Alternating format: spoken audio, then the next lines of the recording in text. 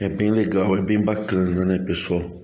A gente vai, nasce, cresce e fica aquela repetição constante na cabeça da gente. E as crianças catequizadas desde tenra infância já ficam com aquele linguajar, aquele santo linguajar, né? Aí as pessoas, elas repetem frases como se verdade fossem inquestionáveis, né? Por exemplo, então um casal que está namorando, né? Aí diz que tem que casar virgem, né? O que é casar virgem na segundo a doutrina da congregação cristã no Brasil? A igreja que disse no tópico de 1961 em abril que não é filho de Deus quem não é da CCB. Simples assim. Simples. Assim, o mundo está morto, né? Fala jaz, né? Bem legal, é mais gostoso, né? O mundo jaz do maligno, bem bacana.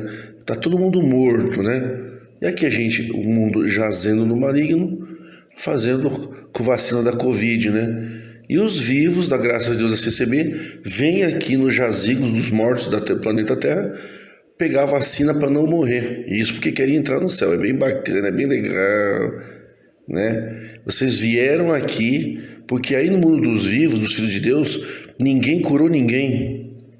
Vocês profetizaram, vocês falaram de azeite, de unção, não curou ninguém. Gente, sabe o que é ninguém?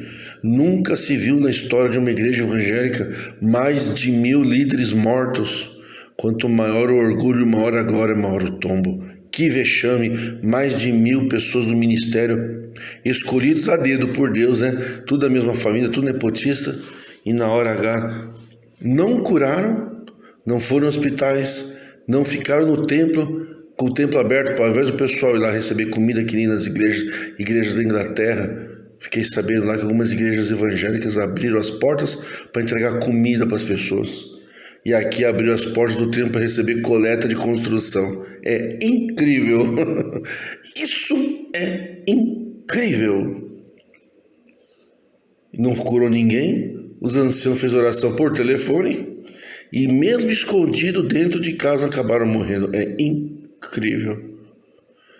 Então, diante desse cenário todo, né, a gente aprendeu que tem que casar virgem. Então, casar virgem é assim: você pode dar um beijo na boca que não é sexo. Sexo é a introdução peniana vagínica, né? Ou vaginiana, enfim. É a introdução. O resto não é sexo, entendeu? Beijo na boca, beijo de língua, essas coisas, né? Passar a mão, né? Sexo em posições estranhas, né? Em posições estranhas, abomináveis. Não é pecado. Pecado é pênis e vagina, que é o órgão reprodutor, né? É isso, esse é o ponto, né? E aí o casal tá lá namorando tranquilo. A lei brasileira não proíbe as pessoas de terem uma relação sexual. Então não existe o instituto jurídico da fornicação. Fornicação é sexo criminoso. Não tem nada a ver com sexo com virgem. Ora, se realmente fosse importante para Deus que o homem e a mulher fossem virgem, teria Deus inventado algo sinistro nas santas regiões para que se tivesse um selo, né? Um santo selo para provar que realmente é virgem. Sabemos que a virgindade da mulher, questão do ímen, né, não tem nada a ver com moral. É que nos tempos antigos se considerava como se a mulher fosse um produto e o ímen era um lacre. É um lacre de um produto que não foi violado, né? Era um lacre, era um objeto. Aqui você vai no mercado, você pega um pote de algum produto, ele tem que estar lacrado, né? Então essa é a cultura da mulher virgem. O ímen era como um lacre. Sabemos que muitas mulheres que são virgens, mas o ímen foi rompido por outros motivos. É uma questão de estudar. Mas enfim, a pessoa está ali namorando, não é crime nenhum ter relação sexual, não é crime. Se você não está praticando crime, você não pode ser inimigo de Deus. Nós não podemos viver com leis vigentes 2000 anos atrás. E a pessoa faz ter relação sexual porque está com vontade de ter aquela relação sexual, com preservativo ou não, com consentimento, não é crime. E relação sexual não constitui casamento. Casamento não é? As pessoas não casam para ter sexo. As pessoas casam para estabelecer uma vida em comum, um laço matrimonial, conjugal, onde o sexo é só um detalhe a mais, que é muito importante. Mas o fato de uma pessoa ter uma relação sexual com a outra não faz dessas duas pessoas necessariamente marido e mulher.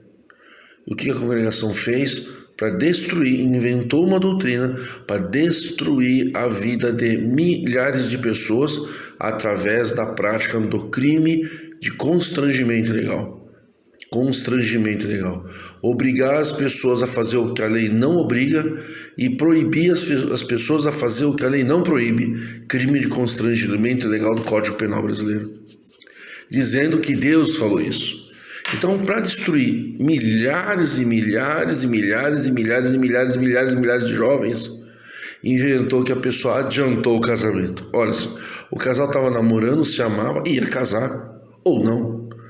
E teve uma relação sexual nesse fenômeno do pênis-vagina, né?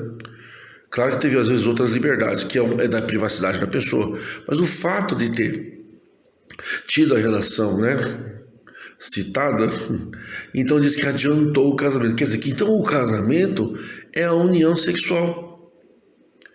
É como diz no Velho Testamento a doutrina judaica, né? Não os judeus atuais, né? Mas uma doutrina mosaica, vamos colocar assim.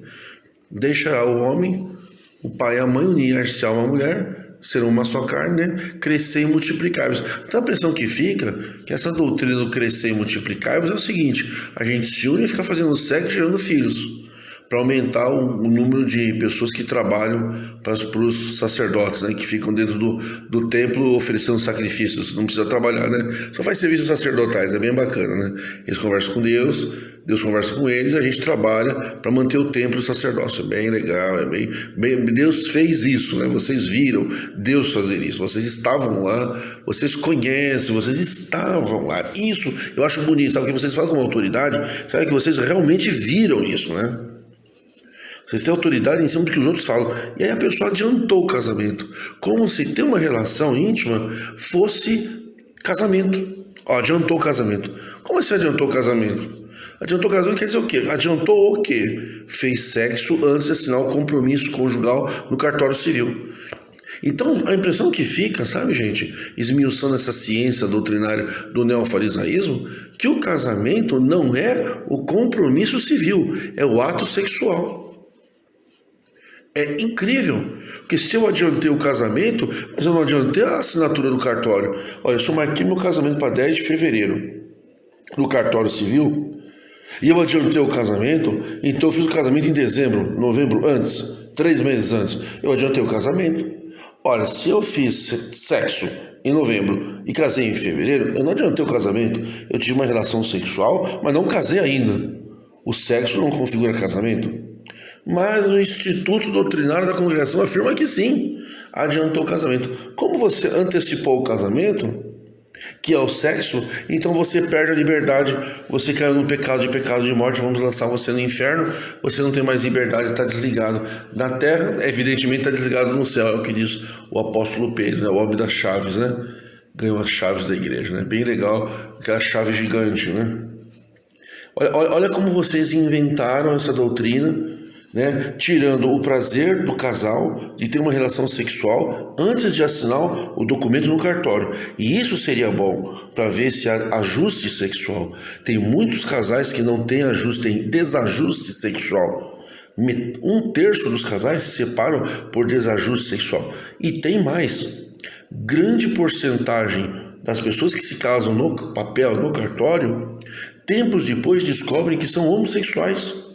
O que a congregação faz?